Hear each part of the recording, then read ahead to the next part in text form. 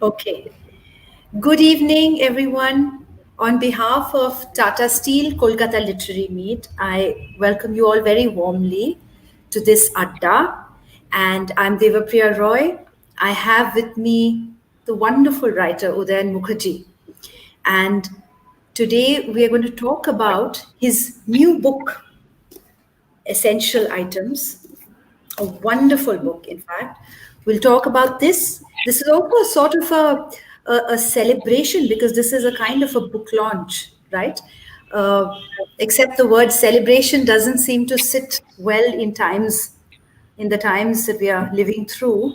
But welcome, Udayan. Thank you very much, Devapriya, for hosting this session, and I should thank Kolkata Literary Meet as well for giving us this platform. I'm very grateful, and thank you very much for those very kind words with which you introduced my book. So before I come to the questions, Udayan, for our viewers, I should do a little bit of a formal introduction um, as well. Udayan Mukherjee is the author of three wonderful books.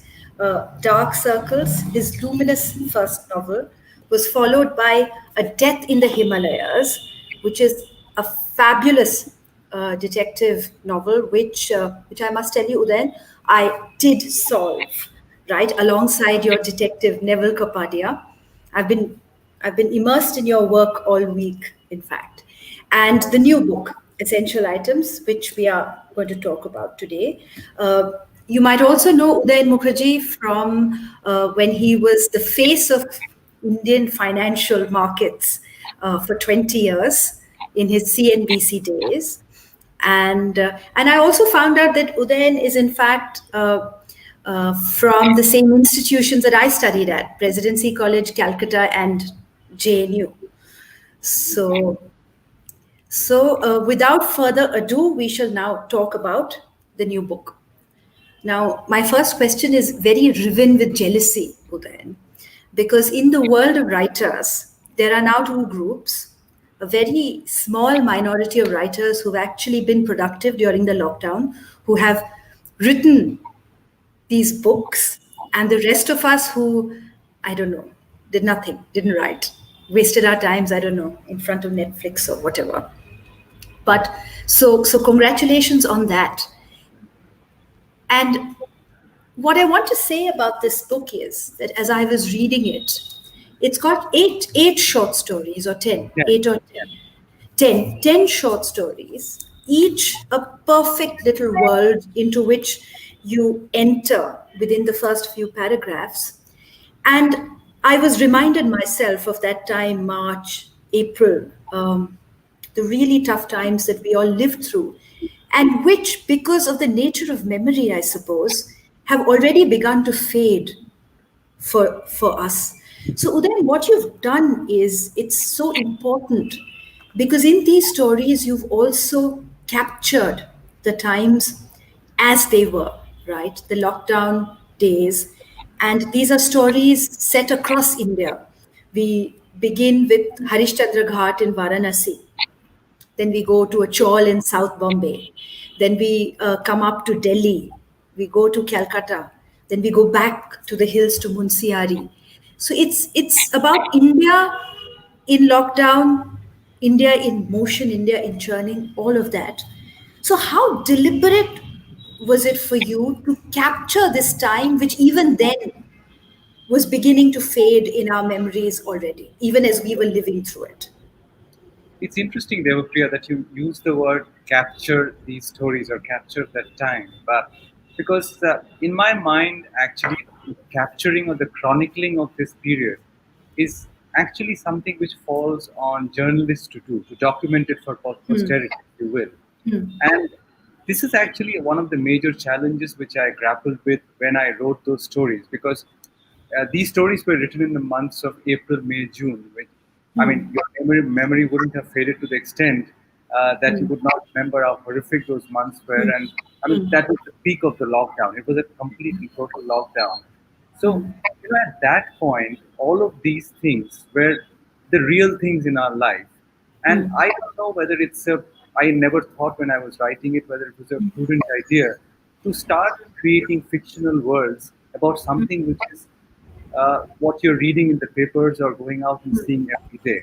You know, I mean, if you had asked me maybe at some other time, I would say, sure, you could write about the pandemic, but maybe you write about it 2 years later after it has passed, because that gives you a different kind of distance and perspective when you look back and write about something which happened. And I would say that maybe that's the way one should approach fiction about something as important and as horrific as the pandemic has been. But I took it as a challenge because it was a strange thing of blurring the lines between reality and fiction. I mean, I can totally understand that a lot of people would be critical of such an effort, saying, why are you writing fiction about something which is so real and happening real time in our lives? But I found the blurring of that line creatively very stimulating because what I was trying to do, I mean, as you said yourself, to capture I was actually not trying to capture factually what was going on. It's a book, which is, as you know, as having read the stories, it's not really about the pandemic or the lockdown per se. These things are always ever present in the backdrop. I mean, you know that this is being written during the pandemic, this is during the lockdown, but they're almost like absent characters in each story. It's almost like the debt collector outside your door who's never featured in the story but whose unspoken presence or unseen presence is destroying a family. So I saw the lockdown quite like that, and my effort was actually to write about the psychological and the emotional damage that the lockdown and the disease was actually inflicting on people. The real job of chronicling actually the journalist will do, and we'll see a lot of non-fiction and journalistic work come out of this period. But my attempt was really to talk about the The psychological and human, part. right, right. People caught in sort of the granularity of that moment in their life, right, at the time. So each of these worlds is etched in such detail that, when I was reading the book, I wondered two things. I wondered, one was that what is the order in which these stories came, or and second was, did they come to you fully formed? Okay, I'll come to the second later. uh, the order. Well, actually, it was quite a thing for me to start putting words on paper to begin with because, as I said, I was not very sure about whether I would be able to pull through an effort like this. But 10 days into the lockdown, I just willed myself to sit down on the table and say, let me try putting down something on paper. And I started, therefore, with a world which I know very intimately, which is Munsiari, because I've spent a lot of time there building a resort. I know the people and I know the lands. And for some reason, I associate that with a landscape of hope. I didn't want to start this project on a note of gloom and despair because that was all that was surrounding us. And I think as a writer, I also had some kind of a moral duty to not heap more gloom and despair on an already despairing audience or readership. So I said, let's start with a beautiful place, which I associate very nice memories with. And I wrote the story Border Town first, the Munsiara story. And Right. also, having read that, you will see that there is a certain tenderness about associated with the Absolutely. story. I Yes. felt, I mean, I felt very, uh, I thought it was a very evocative kind of a theme to touch upon. And Yes. it's not about the pandemic. The lockdown is Yes. actually just Yes. about accidental in putting the protagonist in that place. And it's essentially a relationship between a 7-year boy and a Yes. middle-aged British climber. So Yes. I started Yes. with that, and but I did not put it as the first story in the book. Eventually, it became the first story. But I mean, to answer your question, the Mukhtiari story was the first one. That's the one that you began with. And so I'll use this to sort of segue into the next part of my question, which was that, when you begin to write, how much do you know already about the world in which you're setting your characters? And how much do you find out as you write, sort of sentence by sentence, as the story comes alive? Well, the short story. I mean, having written two novels before, I think the approach to a short story is a little different compared to the approach to a novel. Uh, in both cases, I would say that it evolves as it goes along. I don't have a flow chart, if you will, in my head that this is how it will move. In the novel, I have a vague sense of where it might end up. In the short story, actually, not even that. In Right. fact, in the short stories, I wanted to keep the ending fairly open-ended, not like it was. There was a lot of closure in the end of the story. It's not like you read the story and you say, "Okay, this is finished. Now let me move on to the other one." And it was deliberate on my part also to keep the stories fairly open-ended because I think open-ended short stories also urge some kind of response from the reader. You say, Right. Absolutely. okay, now I have created this small world for you over the last 20 pages, and I'm leaving it here. Now you imagine what happens with these characters, the two or three characters in the book, and how you see their lives progressing from there. In my head, that emotional transfer, if it happens, actually makes for a very successful short story because then you don't close that chapter and move on to the next.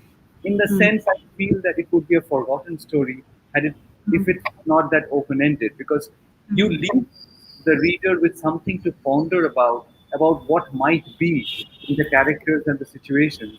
And in doing that, they almost have some kind of ownership now of the story Right. and those lives transferred from the writer to the reader. And it's not easy to do, and I'm sure I failed many times during the course of those 10 stories.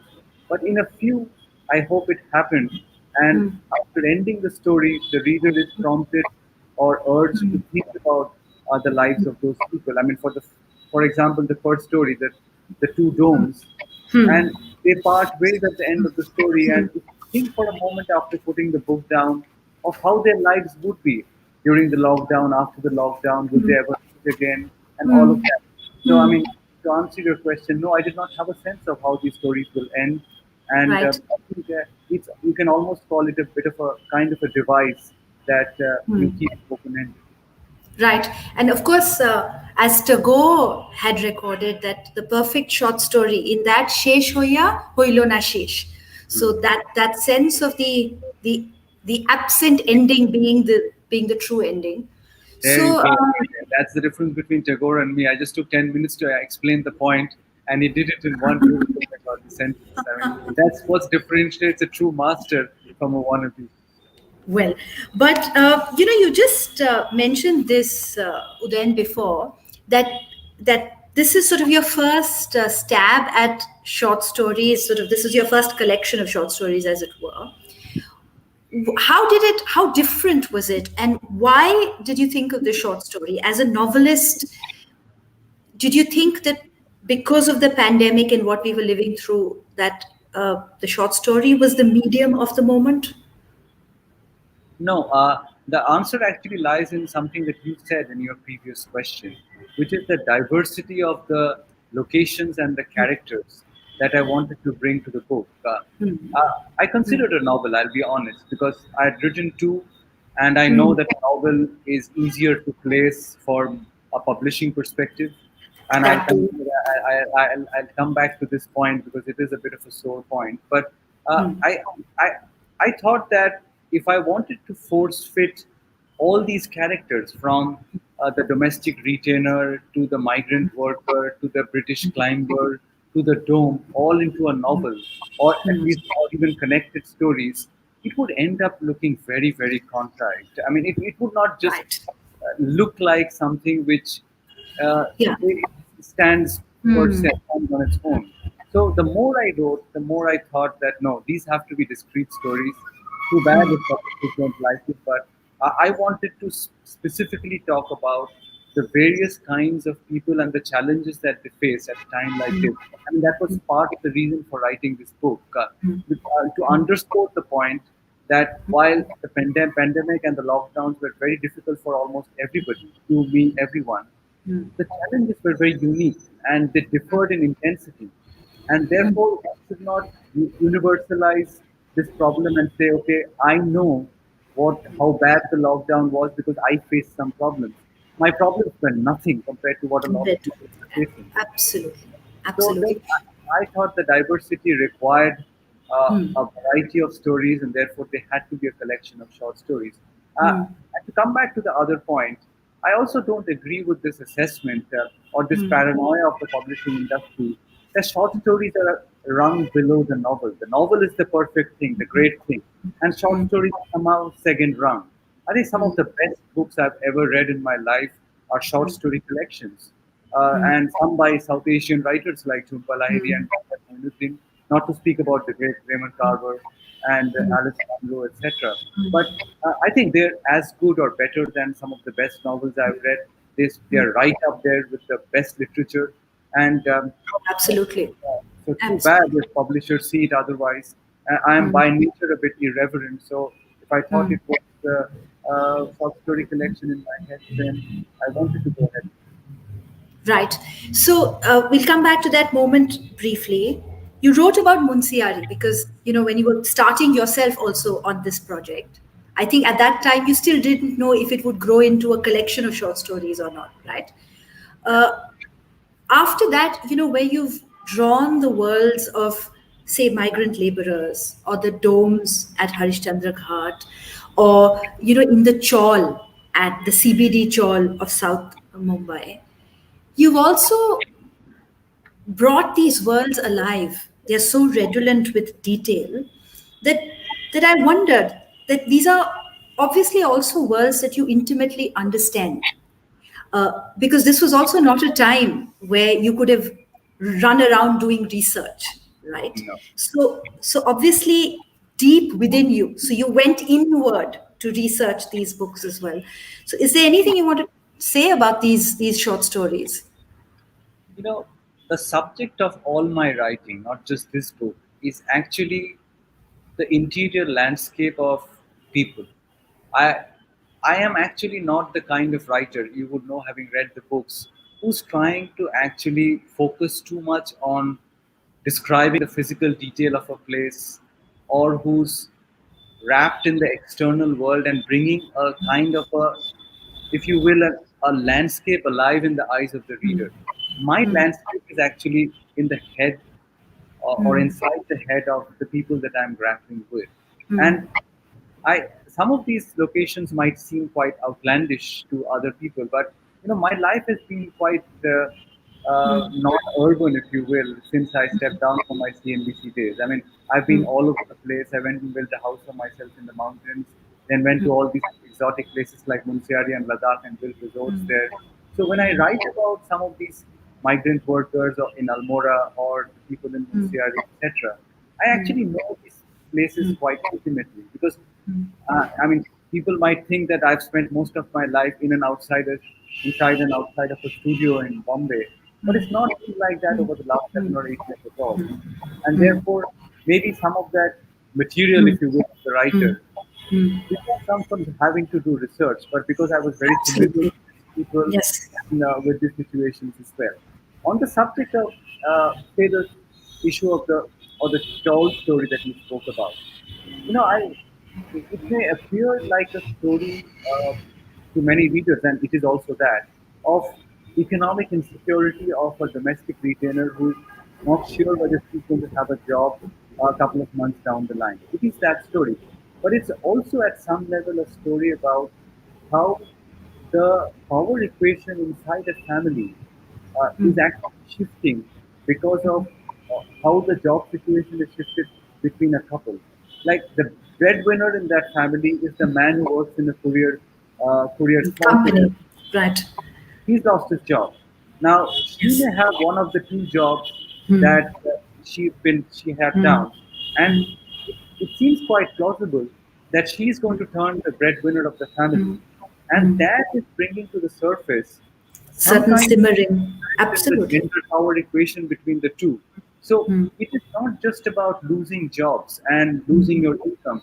It's also about the shift in the very delicate balance of Of a family family.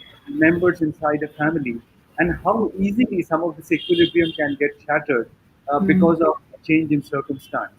So I would urge my readers, and I hope my readers will actually see some of those nuances because on the surface they may appear to be just about economic stress heaped by the lockdown, but actually I'm trying to grapple with some of the more nuanced issues which are cropping up Absolutely. because of the economic insecurity.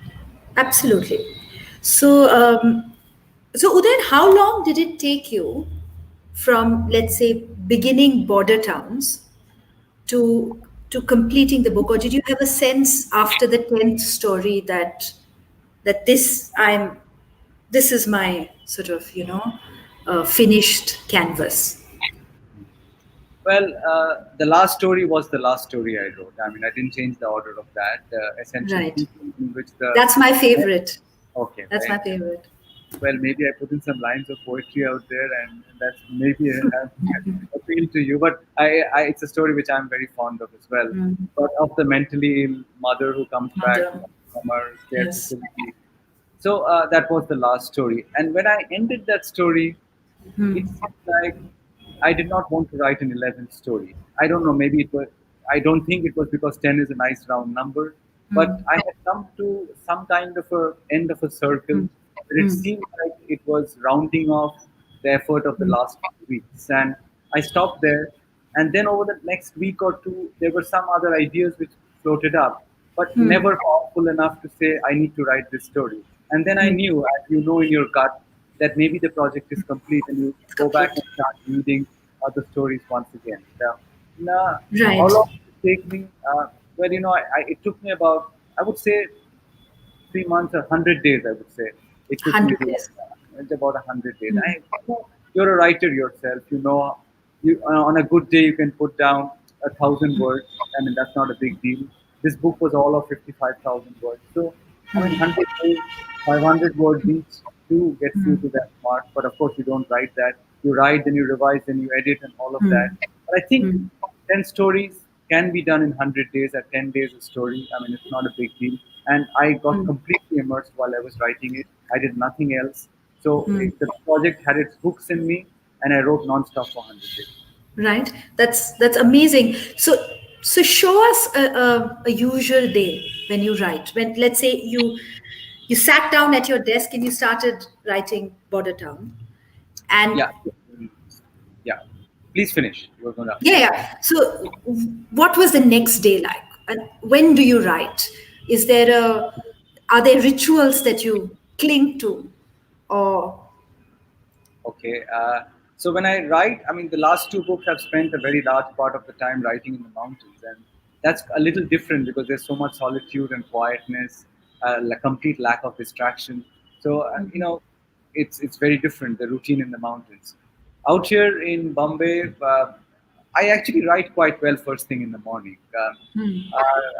I would wake up maybe by 6:30 ish and start writing, and I that time between waking up and breakfast around 8:39 is a very productive time for me. The head is clean. It's a nice time of the day. There is no distraction happening. You just sit down and write something, and then you come back to it. You have your breakfast, do your tea or coffee, and mid morning you get back to the desk once again and you write some more.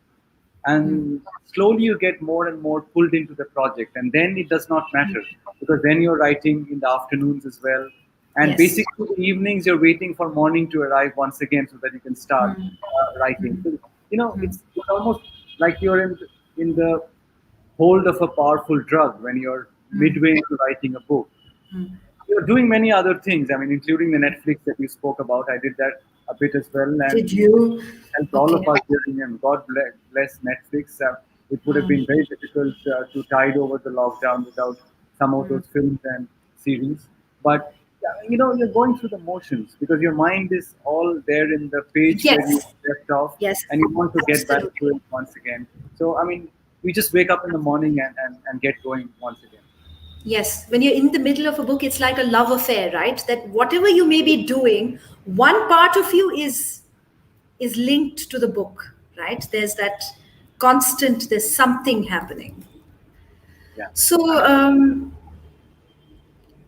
from the two novels to essential items, you've demonstrated a great deal of range, right? From Dark Circles, which is very much literary fiction, to a detective novel, to short stories now. Uh, so just if we go back a little bit, how did the detective novel come to be? That fascinates me.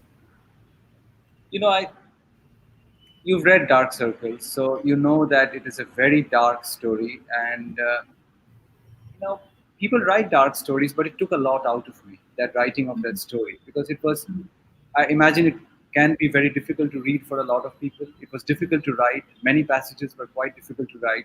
And I felt a bit drained after writing that book. You know, I don't want to, speak in dismissive tones about the detective novel at all, because it was very close to my heart too. It was set in the mountains.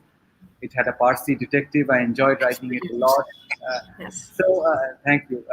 So I enjoyed it, but it was almost like the equivalent of a emotional palate cleanser, if you will. I'd written something which was very draining. I wanted to do something a little. I use this word carefully, but something a little lighter. I'm not so intense, and I wrote the detective book. But having written these three, I think my heart really beats for the subjects of the first and the third book more. I feel more drawn to sketching the emotional landscape of people and in really trying to get really into the heads of people. And sometimes I think I've managed to pull it off in a story or with a character. It gives me quite a bit of satisfaction. Satisfaction. I think I will persevere writing more along the lines that I've written in the first and the third book. I would like to categorize that. I mean, you said literary, yes, but I also want my books not to be too dense so that people cannot access them. I want it to be accessible literary if there is such a genre. And Yes. then you can go and read deeper nuances into stories and go deeper down. I remember after the first book, there was one interview in a newspaper, and I made the point about aspiring to write books like Ray made films. Because if you see Satyajit Ray's films, they are very deep in thought. They come from very deep thoughts and places and ideas. But anybody can watch them at a certain level. Absolutely. They're entertaining Absolutely. too. Yeah. So, that is an article of faith for me, that do not Yes. close your Yes. work to a large number of readers and Yes. make it very, very inaccessible. And Right. books are read by different people differently. Some will read it Right. one way, others will read it in a Right. different way. That depends on the reader. But you Right. at least leave some level of entertainment on the page. By entertainment, I don't mean it has to be a comedy or you have to be laughing out loud, but Yeah. it has to stimulate your senses and not be very forbidding to turn the next page over. And also the quality of sort of wanting to stay on with the story, that turning the pages and staying up to read it, as I did the first novel too, which I finished at one go.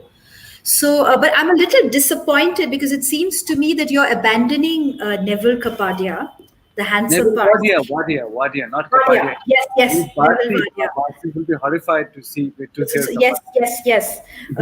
Neville and SK, who was kind of his Dr. Watson. You're not abandoning them, I hope. No, no. How can I? I mean, I've just, brought two characters to life, and of course, I will revisit them.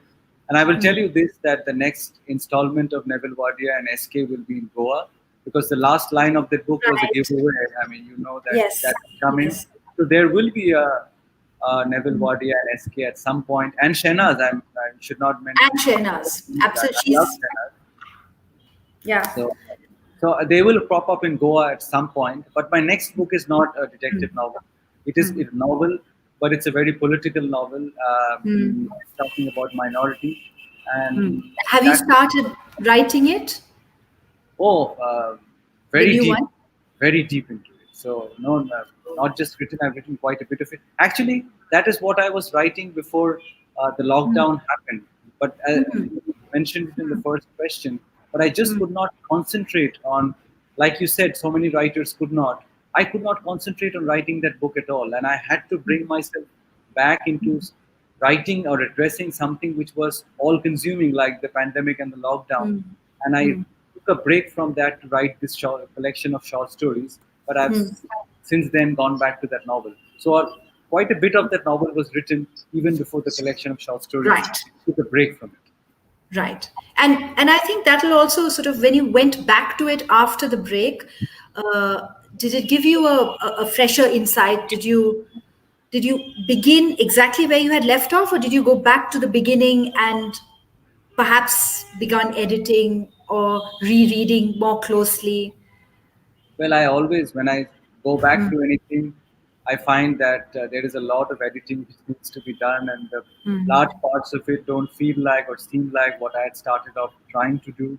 So that inevitably happens, and that's why I guess authors let their books and their manuscripts age, because unaged stuff sometimes tends to be quite not very satisfactory. So no, a lot of it is changing, will change, and that's inevitable for all writers, particularly for new writers like me, where you put something down on paper and then you revisit after 3 months and say, "Gosh, is that the best that you could do?" Of course. So, Udayan, we'll take a couple of questions and then Sure. we'll come back and talk about other things. Right? We have a question from Manish Badua. Do you think this period of pandemic, disease, and death will yield a rich outcrop or output of literature? Well, Manish, I think I don't know about rich, because rich has some connotations of quality as well. But I think it will yield a very large amount, a large body of literature. And it should not surprise us, because the pandemic has been one of the most biggest, or not most, I think it is the single biggest upheaval that we've seen for many generations in this world. I think the last major upheaval of this kind was probably the Second War. I mean, there have been in between partitions and which have been gut wrenching for a body of people. But has the entire world been subjected to something like this? Maybe not. And when you have an upheaval of this scale, misery and distress of this scale, it always inspires art of any kind, because art, art finally springs from life, right? I mean, that's what the inspiration is. So if you look at the two world wars, if you look at 9/11, the big disasters of our time, I think all of them have produced a huge body of literature. So I don't think we should be surprised that even the pandemic will produce a lot of literature. Now, there will be different kinds of literature, also of varying quality. Some will be good, some will be trash. That always happens. Some will actually be writing at the time, like I have chosen to, which is more a way of documentation of what is going on. Some will actually do a very different kind of writing, and which I look forward to, which is basically, once the dust has settled, to go back and revisit the time and actually maybe even do a moral scrutiny of how, as human beings, we held up as a race. Did we pass the test of such a big challenge of Or, that we were faced with as a human race, or did we come up short? I think those kind of holding up the mirror to the human soul, that kind of literature is also inevitable. But I think it will happen after a time. Maybe we'll see next year and the year after that that kind of writing happening, that will be very very rewarding to read as well. So I think a unique pandemic literature is waiting for us.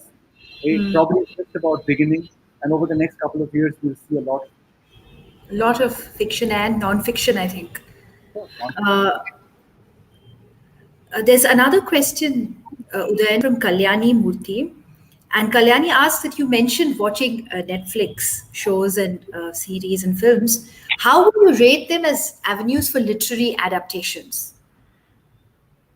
Oof, that's quite a question. I think a lot of the literature which is written right now, once it gets into the publishing ecosystem, I think agents and publishers are very keen these days to try and look at film possibilities out of anything which is written, because of the pecuniary motive, the financial motive. There is more money, and there's hardly any money, as you would well know, in writing. But there is much more money in that Netflix world, on the movie Yeah. world. So for all these reasons, I think there is that window is seen as a huge window of opportunity uh, by the whole publishing ecosystem these days. Some of the adaptations of literature have been quite interesting, not least because a lot of very high quality directors have also started to train their guns on the OTT space or the Netflix space, because the theater space is gone. There is no movies. There are no movies releasing in theaters any longer. So what do the high quality directors and producers do? They come to television and they look at exploring avenues on Netflix. So I think the sheer quality of people who started to address this space means that the adaptations will also be fairly good in quality. So some of the Netflix stuff that I have seen actually is of very high quality. They were not necessarily adaptations of books that I have read, so I can't say they were book worthy or not. But just watching them was quite a pleasure. And I know a lot of people turn their nose up at Netflix and say, "Oh gosh, Netflix."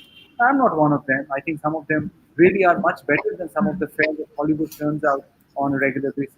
So what are some of the things that you really enjoyed then on Watching. Netflix? Well, I saw something called The Spy, which was excellent. So that was very good. More recently, I saw something called The Queen's Gambit about chess, which is Yeah. not which is not bad at all. I thought it was quite well done. I've watched a few of the, also the Sherlocks of the world and all. Of course, Yeah. one I've seen. But there are some of the crime series which have been quite good as well, which I liked a lot. The popular ones like Big Little Lies, they're very watchable. I mean, they're eminently watchable. There's nothing wrong with them at all. Some are, I think, a bit more thought provoking than others.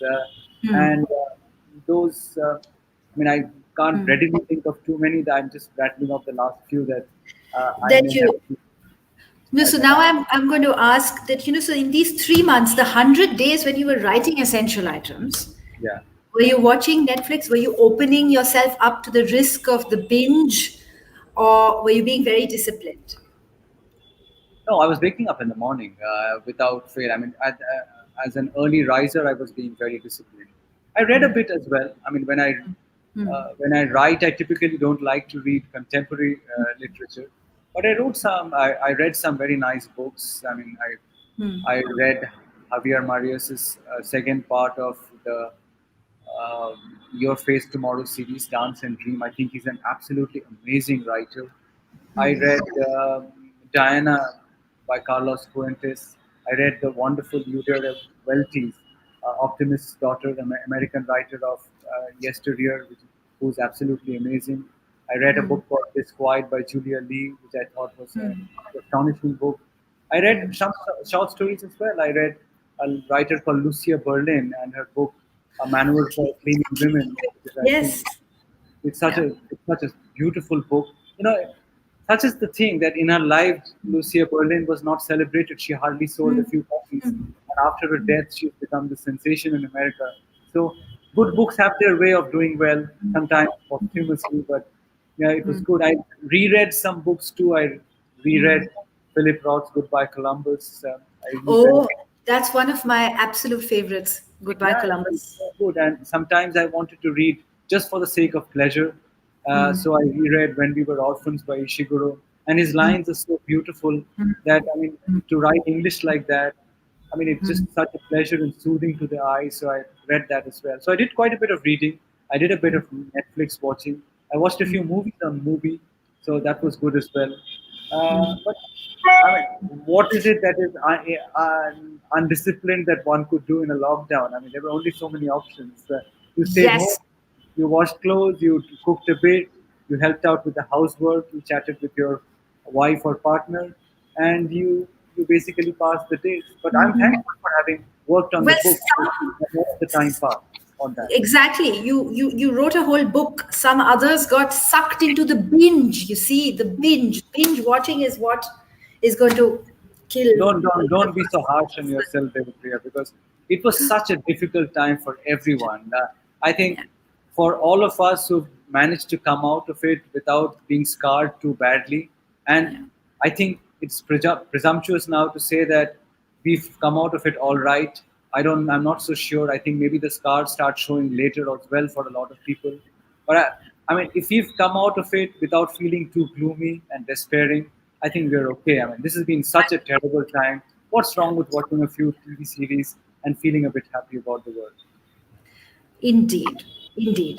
So, Uday, there's a question from Nikita about your literary influences. So, since we were talking about reading, is there any that you would want to add? I'm thinking maybe more when you were in college, and also allied question: when you were in college and doing economics, did you know that you were going to be a writer in the future? No, I still don't know whether I'm going to be a writer, but I mean, I was mentioning to somebody that it seems almost like an act of audacity on my part to start writing fiction and hope that people will read my books. For 20 years, I sat in a studio and spoke about stocks and bonds and currencies. I mean, that was my life. I mean, I have no background in studying English literature, forget a creative writing course. And because I love reading and I've always loved reading, and I thought that I would want to put some thoughts down on paper and want to write. I started writing one day, and I still don't know whether I can continue writing because you know you have to be published, and I still think of it as a privilege that you write something and people publish it, pay you some money for it, and then they take it out and hope other people read it. I think it's such a big leap of faith Yeah. on the fact of the publishing ecosystem. So I don't take anything for granted, but I love writing. I think over 45 years and more, I have accumulated a lot of material from life in me, which I can use. I mean, I'm not a very young soul who's basically has one coming of age story in him or her, which you put your heart into. I've lived longer than that, and I've lived in very different kind of situations and circumstances and places. So I have material to work with, and I keep wanting to write more, and therefore I am quite prolific. I've written 3 books in 3 years, and I intend to continue writing more if the system will allow me. On my literary influences, well, I did read a lot, and my tastes are literary, as you can make out from the few books that I've mentioned. But I'm drawn to uh, a spare and minimalist kind of writing, which I mean you can make out from reading what I write. I, I mean these are not necessarily people I want to emulate, but the writing of some of the American writers like Raymond Carver, Richard Ford, and Beatty, uh, Tobias Wood, that kind of writing does a lot for me. I think what passes as literary fiction and what is considered, I shouldn't say passes for, that's derogatory. What is considered literary fiction in India by many readers is a slightly more ornate kind of writing, ornamental kind of writing, more dressed up prose. But my prose is not dressed up. I think simple sentences have a very big power to them, and Yes, that absolutely. is, that is the kind of writing I want to persevere with. I think acceptance from readers in India, readers of literary fiction, comes more easily to the more ornate school of writing. And so I have to persevere and work hard to convince readers that you can convey deep thoughts, and deep ideas through True. very, not necessarily very. Leaner, sparer prose. Yes. Absolutely. Absolutely. We have some questions. We have lots of questions. Uh, Sumit Dasgupta, if you hadn't named this book Essential Items, what would you call it and why? You know, it's a good question because I toyed with what I want to call the book, and some of my favorite stories like Border Town, I could have named. I knew that I would name it after one of the stories in the collection because that usually is the done thing for short stories. I could have called it Essential People after the last story. Yes, that was. So that's certainly what I could have named it as. But yeah, it's almost tongue in cheek because the book is not about COVID. The book is not about the lockdown per se, but it's set in the lockdown, and the lockdown is like a very strong, unwritten about character in every story. And essential items became such a catchword during the lockdown phase. I mean, you could order essential items, but you were not allowed to order non-essential Books, items. So like I think books. like books, yeah. That was crazy. I mean, to not be thinking of books as essential items. So I thought it would be some kind of irony, if you will, to bring to the page by calling it essential items and other tales from a land in lockdown. So I wanted to, I used it partly ironically and with some humor, this essential items in a tongue-in-cheek way. but I also thought it could convey to a lot of readers that this actually has a lot to do with the lockdown. And the publishers loved that essential items. I think they Yeah. thought it would be easily relatable too. Uh, a question from Samhita Chakrabarti. Do you think your time in Munsiari prepared you for the lockdown better than most others actually? My life, not just in Munsiari, my life in the mountains has prepared me for long periods of isolation. And actually, I am very,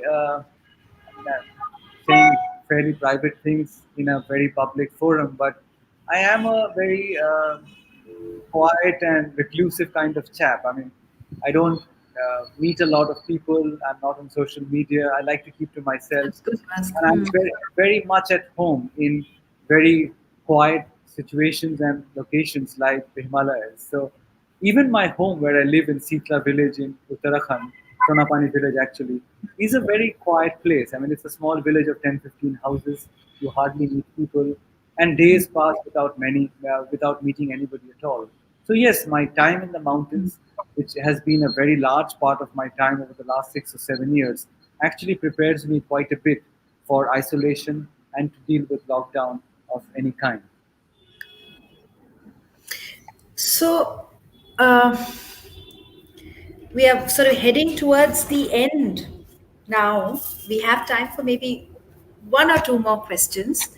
Yeah. And Udayan, there's a question from Malavika Banerjee, and Mala asks that since your book is about the lockdown, is there any COVID chronicle among the stories? No, actually, I did not. I considered this mala, but I did not want to write about the disease per se. Because it would be too direct. I thought the stories would be, my readers would be better served by giving them stories which are slightly removed. Oblique. As I said, yeah, I mean, you use the time, you use the fact that COVID is lurking. I mean, you look at the title story, Essential Items. It's not about COVID, but you know that the lives of these two elderly people have changed. They're contemplating their own mortality, and COVID is lurking somewhere, and a lockdown has changed their lives quite completely. So, as I said, it's almost like COVID is an unseen character in each of these stories. But I did not want to write a story about somebody down with COVID who's being rushed from hospital to hospital and being turned away because there is no bed.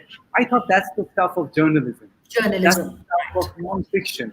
There is a lot of stuff which is being written about those things, but my approach was not that direct.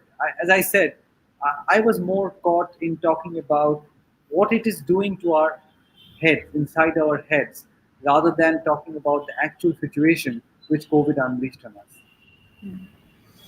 So, from the life in the studio to the life, to the writerly life, the writing life, where almost all the time you're a little bit uncertain, right, about where it's going. Did it take you long to adjust, or do you now feel that this is the thing that you were born to do?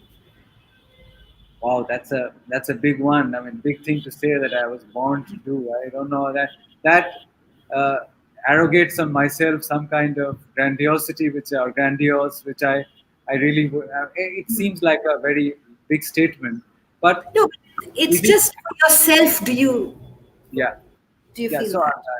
it's something which, I mean, nothing has given me more pleasure than writing in the last many years. I mean, my time in the studio, as I keep saying, I will never diss it because it gave me something. It made me financially secure. All the things which I can afford to do today, which is sitting and writing at luxury, not worrying about paying the bills, it's because of the time in television. So it would be very churlish of me to say that that was not important. It was, but it never gave me the kind of pleasure that writing a good page or writing a book or a collection of stories can give. This is a bit of me. It's personal. It comes with enormous amount of risks, as you know yourself. Every book that you write, every story that you write, you're opening yourself up. I mean, you're literally opening yourself up to the public, to readers for criticism. Yeah, you're exposing yourself, you're making yourself vulnerable. So the risks in writing are enormous. And you, you can do a bad show on television, and people might say the show was not great. You forget about it the next day. the next day. But But when you write something and it does not go down well and it's not accepted, and failure is such an intrinsic part of everything that you do in writing, you fail all the time. You're yeah, rejected all the yeah, time from by agents, absolutely. by publishers, by readers. That it makes you feel quite miserable, and you have to come to terms with that every day as you Mm, keep continuing on that journey. So it's mm, fraught with a lot of uncertainty and risks, but I would say that nothing has given me more pleasure than writing. And if you ask me what do I want to do, this is all I want to do. I just want to keep writing and getting better at uh, writing books. And I pray and I hope that there will be readers who want to read my books, and they give me the space to try and get better over a period of time. mm. I think on that very, very wonderful note, Udayan, I will thank you for joining us this evening for a wonderful conversation. And readers, you now know a lot about the Right Early Life. He spoke for all of us, for a large community of people. Uh, buy this book. Had we done, okay, here it is. It's a beautiful cover as well. Had we done it like we usually do when the literary meet used to happen in January at the Victoria Memorial, after the session, Udayan would have gone and signed copies for you, right? So since that can't happen today, it's on you, right? You're going to go to whichever online site or whichever bookstore, whichever independent bookstore you call up and request and ask for a copy to be sent to you. Please do that. It's a wonderful book, and thank you, Udayan, for joining us.